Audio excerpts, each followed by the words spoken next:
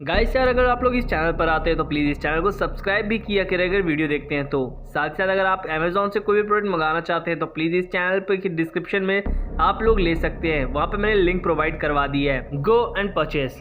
खैर, अब रिकैप कर लेते हैं कि अब तक हम लोगों ने एपिसोड में देखा कि मिनातो नाम के एक नए कैरेक्टर को इंट्रोड्यूस कराया गया है, जो कि इस पूरे की सीरीज का मेन कैरेक्टर है और उसकी याददाश्त जा चुकी थी, जहां पर अब वो हॉस्पिटल में उठता है और उसे एक बार सब कुछ याद दिलाने की कोशिश की जाती है कि कैसे वो वाटर पोलो का चैंपियन था और वो मम्मा जब उसकी कार चला रही थी उस वक्त उसका एक्सीडेंट हुआ, जिसके बाद उसकी पूरी की पूरी तरह से याददाश्त चली गई। यहाँ पर हमें उससे दोस्त भी दिखाए गए हैं जो कि उससे मिलने के लिए आते हैं और वाटर पोलो के में इन्हीं लोगों ने उसकी मदद की थी चैंपियनशिप को जीतने में। फाइनली अब मिनाटो को डिस्चार्ज कर दिया गया है तो वो अपने घर के लिए रवानगी लेता है, लेकिन घर पर पहुंचकर उसे काफ़ी सारी चीज़ें चेंज सी लगती हैं और उसके घर पर एक अलमारी होती है जिसके ऊपर फोटो रखा होता है। फोटो में उसने उस कप को पकड़ा होता है। यहाँ पर हमें मैगजीन में एक लड़की को दिखाया गया है जिसका नाम चीनू है और ये लड़की हमें आगे चलकर इंट्रोड्यूस भी कराई गई है। यहाँ पर इतारो को दिखाया गया है जो कि काफ़ी ज़्यादा मेन कैरेक्टर है। यहाँ पर उसके माँ बाप को दिखाया गया है जो कि काफ़ी ज़्यादा खुश है कि उनका बेटा अब 203 दिन बाद कोमा से उठ चुका है, यानी कि मिनातो का आज पहला दिन था ये स्कूल में, जहाँ पर इतारो उसको रास्ता रोकता है और उसे वाटर पोलो फिर से ज्वाइन करने की बात कहता है और बताता है कि तुम चैंपियनशिप जीते थे उस वक्त। जिसके बाद वो डर कर उस जगह से भागने चालू करता है और काफ़ी लोग उससे पूछते हैं अपने अपने स्पोर्ट्स के लिए। जहाँ पे हमें जोजो को दिखाया गया है जो कि वाटर पोलो का एक मेन चैंपियन था या फिर का वो लीडर भी था। ये लीड करने में काफ़ी ज़्यादा अच्छा है। दूसरी तरफ उसने मिनाटो को पहचान लिया होता है, इसलिए वो मिनाटो के पास जाता है। मिनाटो डर के मारे उससे भागता है, जहाँ पर चीनू नाम की लड़की को दिखाया गया है और वो उसे किस कर लेती है। और अब आगे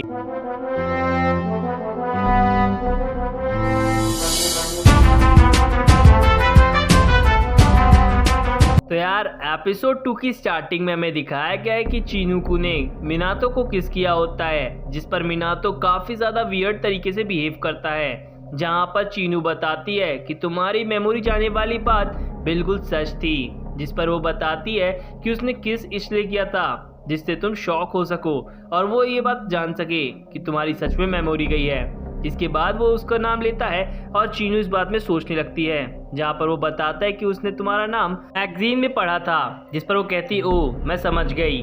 जिसके बाद यहाँ पर मिनाटो कहता है कि मैं शायद कोई स्पेशल लड़का हूँ जिसके लिए तुमने मुझे किस किया है, जहाँ पर वो बताती है कि नहीं ऐसी कोई बात नहीं है। जहाँ पर वो उसका नाम चीनू चीनू चीनू बार बार बोल रहा होता है। जिसके बाद वो बताता है कि हम लोग पहली बार मिले थे 9th ग्रेड स्प्रिंग के टाइम पर, जब पूल में हम लोग नहाने जा रहे थे, तभी तुम्हारा रुमाल मेरे बगल पर गिरा था।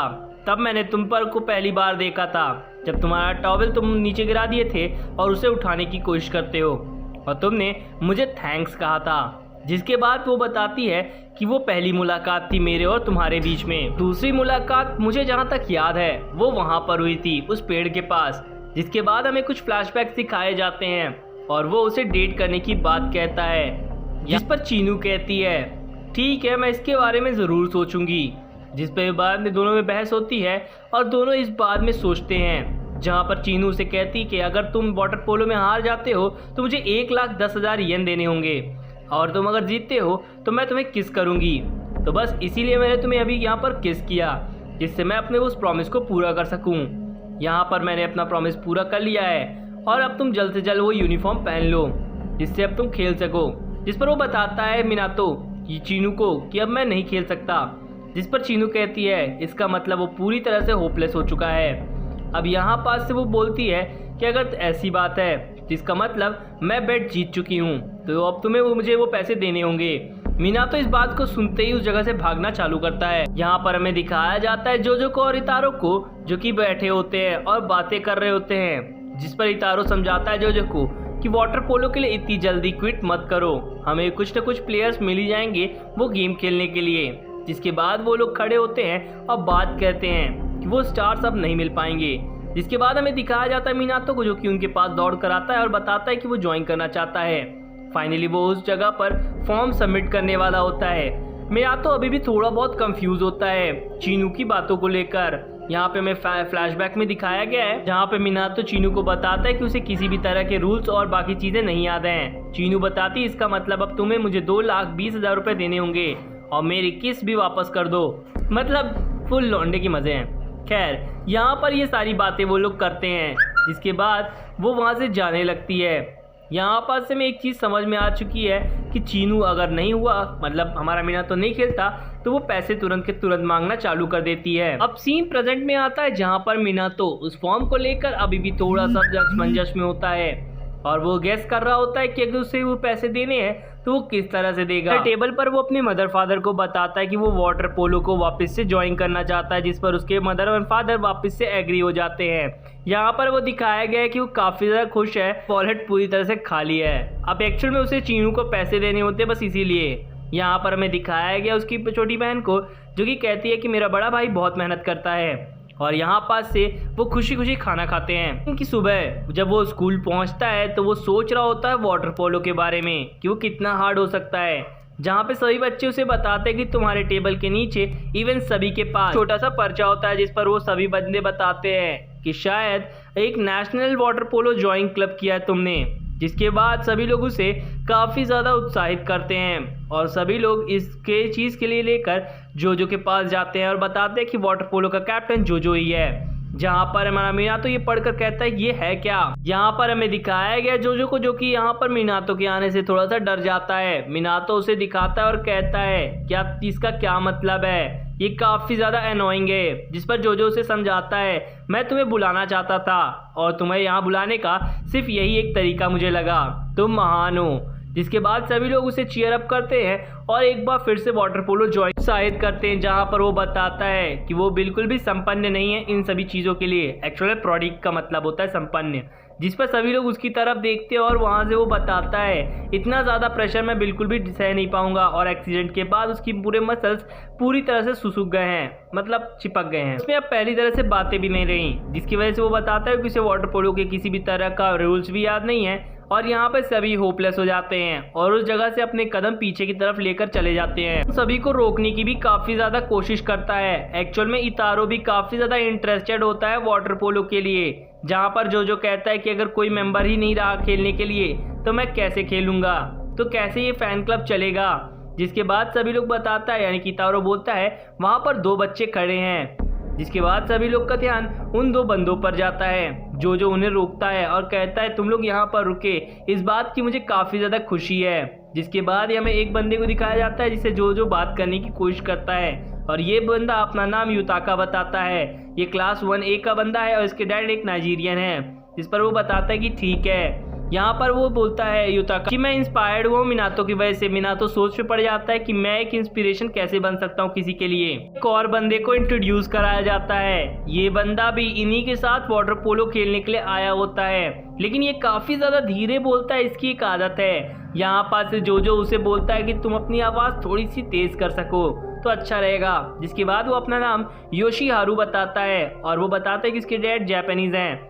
जहाँ पर वो सोचता है कि ये लोग मुझे नहीं खिलाएंगे, इसलिए वो जाने लगता है। लेकिन ये जो और ये तारो दोनों उसे रोक लेते हैं और अपने साथ खेलने की बात कहते हैं। दिखाया गया कि जो उन सभी बच्चों को अपने वाटर पूल पर लेकर जाता है। मीनातो भी इस बात से काफ़ी ज़्यादा खुश होता है कि वो वाटर पोलो जाएगा, वाटर पोलो खेलेगा। अंदर घुसते ही वो उसके आंखों का नज़ारा, आंखें फटी की फटी रहती हैं, क्योंकि उसकी आंखों के सामने जो पूल होता है उसके ऊपर पन्नी बिछी होती है। जिसके बाद वो समझाता है कि जब यहाँ पे लोग रहते थे तब वहाँ पे खेला करते थे, लेकिन यहाँ पे हवाएं बहुत ज़्यादा चलती थी, जिसकी वजह से अब लोग अभी आना बंद कर दिया और वहाँ पे कचरा न जमा हो जाए इसके लिए पन्नी डाल दी गई। और लेकिन जब वाटर पोलो खेला जाता था तो लोग काफ़ी ज़्यादा इंजॉय करने के लिए यहाँ आते थे। इसके बाद वो उन्हें हर तरह के रूल्स भी समझाने की कोशिश करता है, लेकिन उसके पहले वो बताता है कि मैंने काफ़ी सारे लोगों की कोशिश की थी वाटर पोलो ज्वाइन करवाने के लिए। कुछ लोग भी मेरे साथ वाटर पोलो खेलने के लिए आए भी थे, लेकिन कुछ समय के बाद उन्होंने उस चीज़ को रिज़ाइन कर दिया और एक चिट छोड़कर चले गए मेरे लिए, जिससे मुझे पता चल सके कि मैं वाटर पोलो खेलने में बिल्कुल भी इंटरेस्टेड नहीं हूँ। लेकिन जो कहता है कि अब तुम लोग आ गए हो, इसलिए मुझ में कुछ उम्मीद जगी है। हो सकता है कि हम लोग आगे चलकर वाटर पोलो के चैंपियन बन सकें। कहते हैं कि अभी भी हम लोग इनफ प्लेयर्स नहीं हैं। जिस पर हमारा मीनातो कहता है मतलब 2,20,000 येन देने पड़ेंगे, तो और उसके लिए मुझे कोई अलग जॉब ढूंढनी पड़ेगी। तभी एक बंदे की एंट्री होती है जिसका नाम होता है ताकेकाजू इजीरी। हम लोग इसे ताकेकाजू बुलाएंगे। जहाँ पर वो जो बोलता है हमारा 6th मेंबर भी अब आ चुका है, तो वेलकम करता है। और यहाँ पर से हमें सभी लोग को दिखाया जाता है जो कि उसी की तरफ देखते हैं। और ये एक बेसबॉल प्लेयर था जो कि अब इनके साथ वाटर पोलो ज्वाइन करना चाहता है, जिस पर वो आते ही कैप्टन से एक रिक्वेस्ट करता है जो कहता है कि ठीक है। जहाँ पर वो बताता है कि वो सॉकर में गोली का काम करता था, जहाँ पर वो बताता है कि उसे गोल करना गोली बनना काफ़ी ज़्यादा पसंद है। जिस पर हमारा जो बोलता है जो कि गोली तो मैं हूँ, ठीक है मैं तुम्हें अपनी पोजीशन दे दूंगा, लेकिन उसके पहले मैं तुम्हें चेक करूंगा। इसलिए यहाँ पर वो सभी लोग को थोड़े बहुत रूल समझा देता है, जहाँ पर मिनातो को बॉल फेंकने का काम मिलता है और वो वाटर पोलो अभी से ज्वाइन करते हुए खेलेगा। पे ताकेकाजु काफी ज्यादा कॉन्फिडेंट लग रहा होता है और कहता है कि मेरे होते हुए कोई बंदा भी गोल नहीं कर पाएगा। जो कहता है कि इस गेम को बिल्कुल भी अंडर एस्टिमेट मत करो। जहाँ पे वो खुद को वार्म अप करने की कोशिश करता है, इतारो देखता है और कहता है इसके तो 6 पैक एप्स हैं। खैर यहाँ पर हमें दिखाया गया ताकेकाजु को जगह पर आता है और बोलता है कि हमें ऐसे कपड़े पहनने जरूरी हैं। इतारो ये देखता है और कहता है ये काफी ज्यादा अलग है।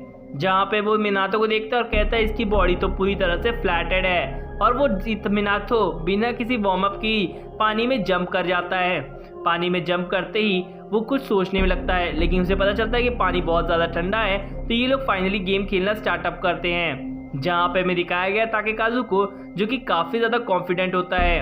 सब मैच एकदम से इतारो स्टार्ट करता है। पहली बॉल जब फेंकता है मिनातो तो वो बॉल बिल्कुल हाथ में गिरती है ताकेकाजु के और वो उसे रोक लेता है। यहाँ पे दूसरी बॉल पर भी ताकेकाजु उसे बहुत आसानी से रोक लेता है, लेकिन जब तीसरी बॉल हमारा मिनातो फेंकता है ताकेकाजु की तरफ तो मिनातो बोलता है फाइनली अब मैं शायद इसे हराने की सोच सकता हूँ। अब यहाँ पे सभी लोग एक दूसरे से डरने लगते हैं। एक्चुअल में ताकेकाजु की जो रिफ्लेक्सेस है वो काफ़ी ज़्यादा लाजवाब है, क्योंकि उसने मिनातो की पहली और दूसरी बॉल बड़े ही आराम से रोक ली थी।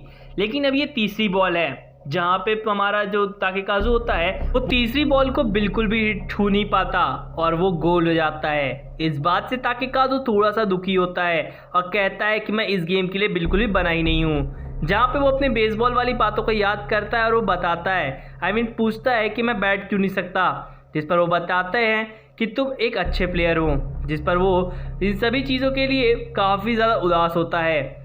जिसके बाद यहाँ पर वो सोचता है इसीलिए मैंने बेसबॉल को शायद छोड़ा था और अब मैं इस गेम में भी अच्छा नहीं हूँ। जिसके बाद यहाँ पे हमें दिखाया गया है मिनातो को जिसकी बॉडी में क्रैक आ जाते हैं।